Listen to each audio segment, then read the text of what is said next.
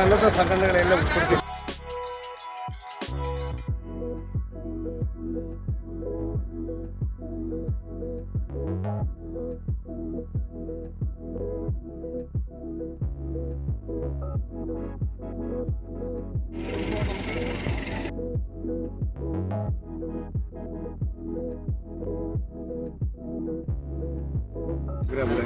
നടത്താൻ ഡിസംബർ 31-ാം തീയതി 8 മണി മുതൽ ഇവിടെ ഗാനമേളയും അതിനുശേഷം DJ അതിനുശേഷം ചൈനീസ് പിടിക്കലാണ് നമ്മൾ ഉദ്ദേശിക്കുന്നത്.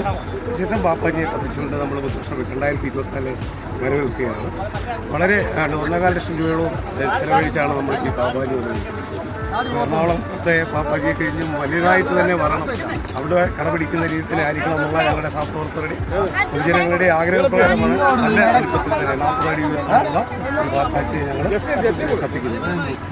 ഇതിപ്പോൾ നമ്മൾ ആദ്യമായിട്ടാണ് ഇങ്ങനെ ഒരു പരിപാടി ക്രമീകരിക്കുന്നത്, അതോ നേരത്തെ മുൻപ് നടത്തിയിട്ടുണ്ട്? 2018 നമ്മളിത് ആരംഭിച്ചതാണ്. 2019 നമ്മൾ കോവിഡ് വന്നുകൊണ്ട് നമുക്ക് 3 വർഷത്തോളം നടത്തിയില്ല.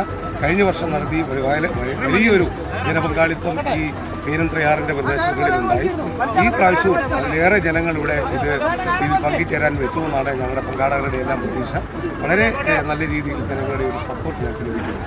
എന്തൊക്കെയാണ് നമ്മൾ ഈ ഒരു പ്രവർത്തനങ്ങളിലൂടെ എന്തൊക്കെ ആരുടെ പഞ്ചായത്ത് അതുപോലെ ക്ലബ്ബ് അങ്ങനെയൊക്കെ സഹകരിച്ചാണ് ആരൊക്കെയാണ് ഇതിൻ്റെ പിന്നിലുള്ളത്? ഇത് മീനന്തര ടൂറിസം എന്നൊരു പദ്ധതിയാണ്. ആ പദ്ധതി വിജയിപ്പിക്കുന്നതിൻ്റെ ഭാഗമായി ഇവിടെ ഒരു ടൂറിസം മേഖലയായി എത്തിക്കുന്നതിന് വേണ്ടി